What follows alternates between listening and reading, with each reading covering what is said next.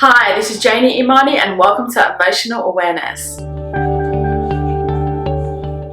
So in today's episode, we're going to look at one of the ways that social media is changing our reality.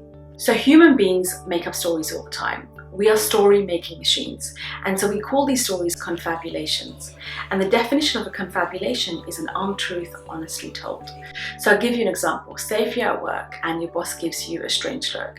So now you're going to try to make sense of why he gave you that look. So you think to yourself, oh, maybe it was because I was late to a meeting yesterday, or maybe it was because he doesn't like my new project idea.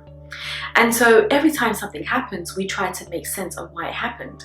And so these stories that we make up, they're not necessarily based on fact or truth, but at first they're just a suggestion or an idea, and then we start believing that they're true. But the most important story that we make up is a story about ourselves, the story of who we are, and that's what we're doing on social media. And so each one of us picks a theme or a specialty. So some people pick comedy or drama, some people even pick misery because they think life is completely terrible.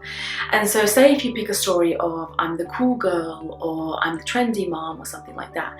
And so what we do is use our social media profiles to construct those stories. We can even spend hours a day thinking about it and trying to sort of make sure that we look like that cool girl or that trendy mom. And then we become sort of extremely attached to it, and then we sort of start believing that they're true. Now, the problem is that the social media profiles that we created doesn't actually reflect our actual realities or our actual existence. Now, that wouldn't be so much of a problem if we didn't forget that our social media profiles was not actually our real life.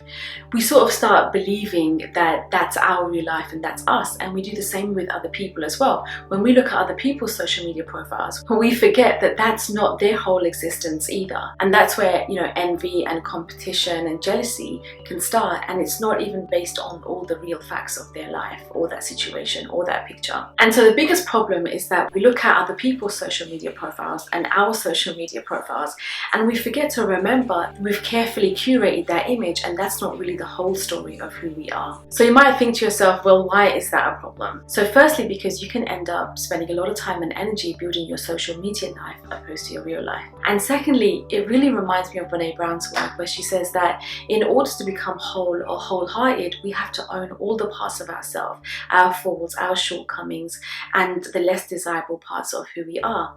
But when we disown those parts of ourselves to be more acceptable or lovable, we will always hustle for our worthiness. And so that's what we're doing. We're carefully putting out selected parts of who we are in hopes of becoming more respected or more liked, and that will never bring us true worthiness. And so obviously not all social media is bad, but it's important to remember that our social media profiles or other people's profiles is not the whole story of who they are, and it could just be their confabulation, their lie honestly told. So that's it for today. Thank you so much for watching. Make sure you like, comment and subscribe, and tune in next Wednesday for another episode on social media. Take care. Bye.